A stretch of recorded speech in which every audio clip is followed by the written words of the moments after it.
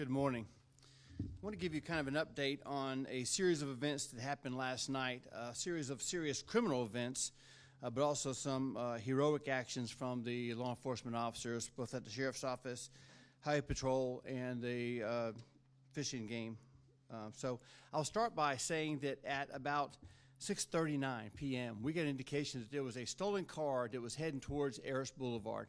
As you know, those cameras are connected to our real-time crime center. So when we got that indication, we know the connection between stolen cars and drive-by shootings. So our deputies were en route to that location, Eris Boulevard, right off of Massachusetts.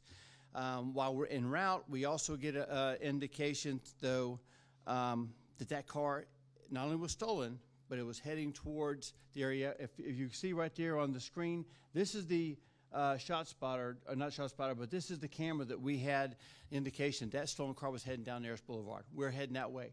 A little bit later on, you'll see the same car went to the dead end, came back, and then it started firing for 40 rounds. 40 rounds, .223 rounds, handgun rounds, indiscriminately. You can see if you really look at it. This is the car leaving. Actually, you can still see the arm out to the right-hand side there, still aiming, still shooting out in that area. So there are, as we understand it, 3 people in this car, all wearing masks, all conducting this drive-by shooting on Eris Boulevard. One woman, a 70-year-old female, was struck in the neck, and she is fighting for her life right now. The shooting, as we understand it, is likely linked to a homicide that took place in the city limits, and this is a retaliation for that. So we got indication the stolen car was going down Eris Boulevard. We start heading that way. We get a shot spotter indication that 40 rounds have been shot. Then we get the indication that this car is leaving the area. Good old-fashioned police work. Our deputies that were en route, they see this car and they initiate a pursuit.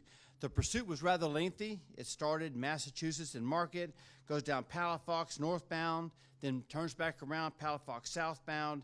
It goes to Fairfield, then it goes to the Interstate 110 to Interstate 10, gets off at Scenic Highway, and then it starts to head from Scenic Highway towards Highway 90 where these two roads merge. And we understand now we have an individual because we know we have a victim on Eris Boulevard. We know we had shooters. We know we had 40 rounds that were fired. We are chasing killers at this point, and we are not going to stop. We know the connection. I've already allowed and pushed for our deputies to chase more stolen cars because, again, we know the connection. And so I've also authorized them to do more pit maneuvers to stop them as soon as they possibly can. So what we got here is one of the first videos I'm going to show you. This is an in-car video of one of our deputies is behind it. The white car right in front of it is the car that's been fleeing from us throughout the city of Pensacola, city and county, and also the same vehicle that we saw, I showed you a still picture of, going into Eris Boulevard and then coming out of Eris Boulevard and then stopping to make those shots. So these are killers we're looking for. These are killers we have to stop. Go ahead and play that video.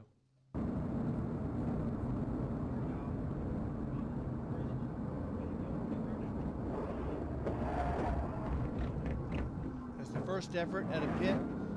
He survives that one, crosses over. I think he's injured one of his tires at that point. Our deputies do not give up. We try to stop him again. Again, our deputies know that there are 3 would-be killers in this car. You can see all 3 get out. 2 jump over the bridge right here. One more decides that he's going to go to the right-hand side of the bridge and jump into the water area to the right-hand side. We're chasing him. One of our canines, Canine Streeter, also chased the suspect. This is Canine Streeter, who does what he's supposed to do. He does what he's trained to do. He's trained to chase and apprehend bad guys, no matter where they go, no matter what they do. So this is Streeter. Go and play this video. Now his handler, Deputy Stimmel, is trying to get him in the right spot so that he can see the suspects as they were running. And then he sees that the suspect had jumped over this bridge, and our Canine Streeter, this brave boy, jumps over that bridge as well and into that water, probably 30, 40 feet easy. and then we end up having to fish Canine Streeter out. This is a video of our deputies that are on the ground underneath those two bridges, one going east and one going west.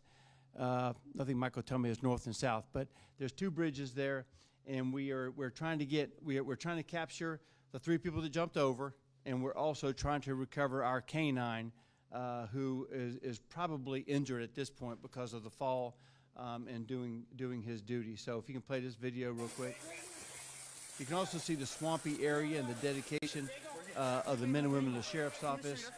At this point, we're trying to get drones in the air. We're trying to get boats in the water so that we can better serve the public by getting these three murderers off the street.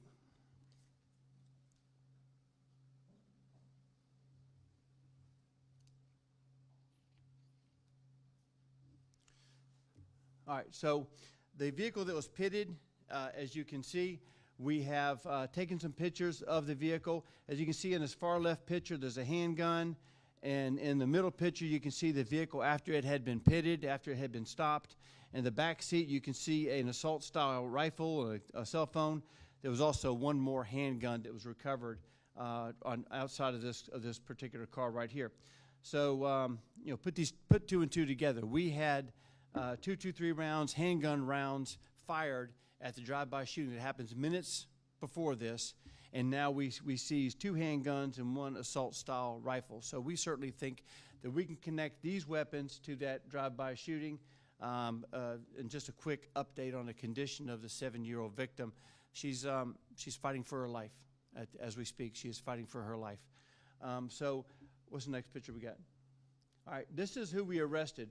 Because what happened, we had three people exit the vehicle. Two exited, as you can see, on the left-hand side of the video. They both jumped over the bridge. One jumped over to the right. The one that jumped over to the right that was followed by Canine Streeter, we have yet to find him. Canine Streeter, as I told you a second ago, has been treated and released. I'll show you a picture of him as well. The two on the left-hand side, one of them jumped and did not make the water. And he subsequently died from the injuries on the fall, leaving that vehicle. The third person we did arrest, that was Jacarius Etheridge. He's 19 years old. So right now, Mr. Etheridge is charged with attempted murder on the Eros Boulevard shooting, and that could easily be upgraded if that 70-year-old victim succumbs to her injuries, and we certainly hope that she does not. He also will be charged with felony murder because he was committing a felony when an individual was killed. In this case, the individual that was killed was his partner that jumped over the bridge, and also the 70-year-old who suffered very serious injuries. We do have. I can only tell you the age of the victim that I said the victim, the suspect that jumped over the bridge that succumbed to his injuries. He's a 20-year-old male. We have not yet made next of kin notifications, or we have not verified that, so I won't be able to give you his name except to say that of the three, one remains at large, and we're going back out there today. Another was arrested, and that's the individual I show you on the screen, and the third one is a 22-year-old male that succumbed to his injuries. So we're going to do a search warrant on the car. We're going to search and see what else we find in the car. But remember, we have 3 guns that were seized in the car.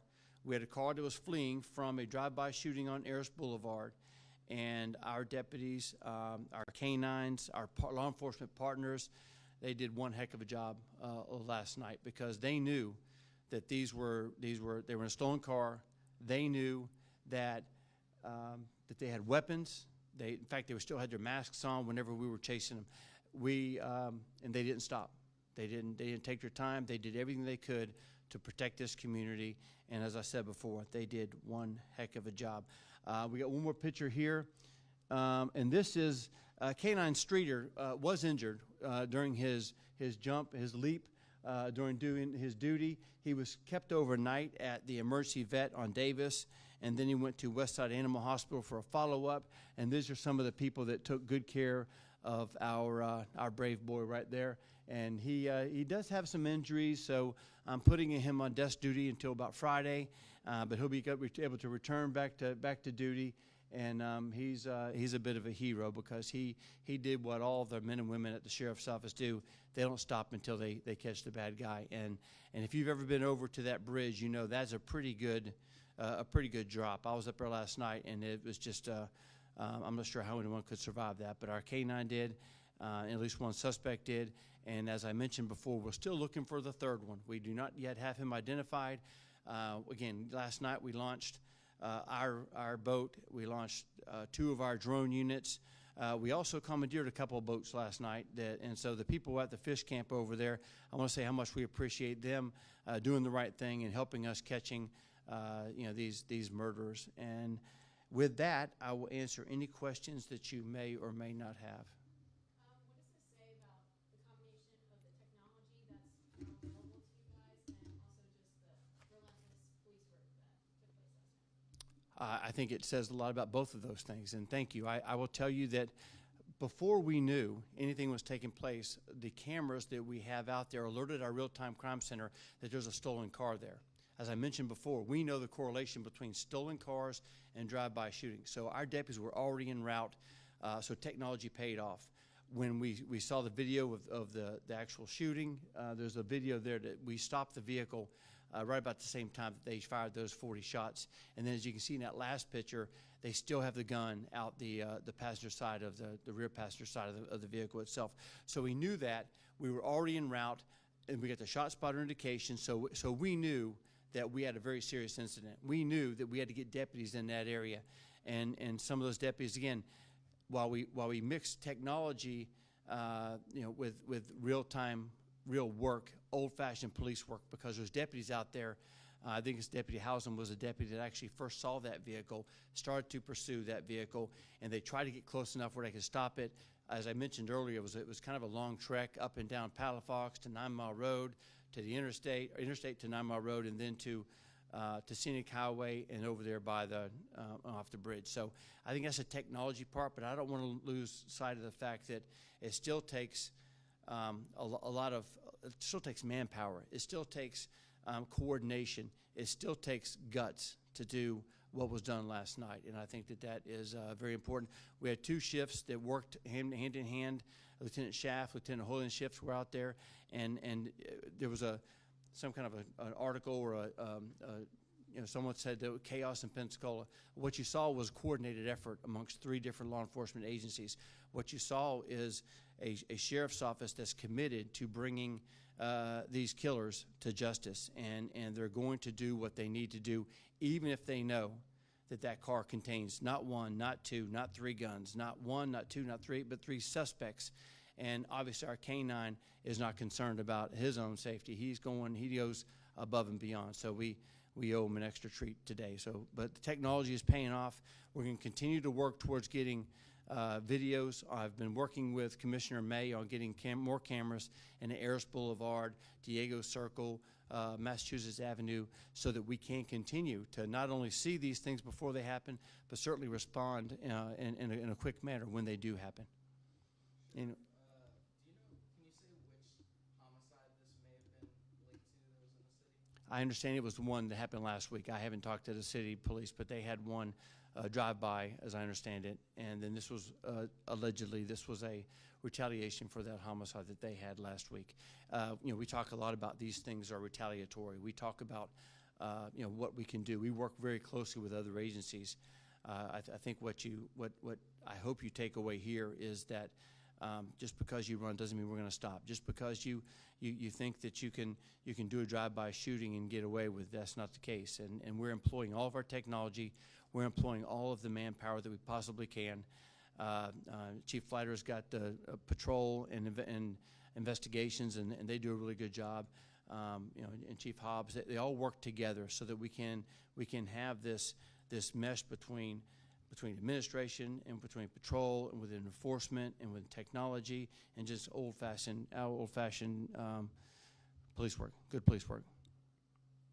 Anyone else have anything to say or question? All right. The last thing I'll say then is that while many of us were in bed getting ready to go to sleep, bad things happen. Bad things happen, but good things happen with regards to the Escambia County Sheriff's Office. Our thoughts and prayers are with a 70-year-old victim who, again, as I mentioned, is fighting for her life.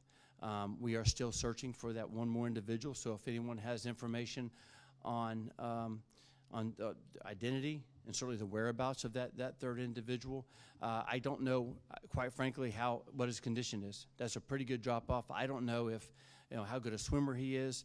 All I know is that he was a fleeing suspect, and right now we don't have him in custody. We do have one in custody. We're going to continue the investigation. We'll learn what we can.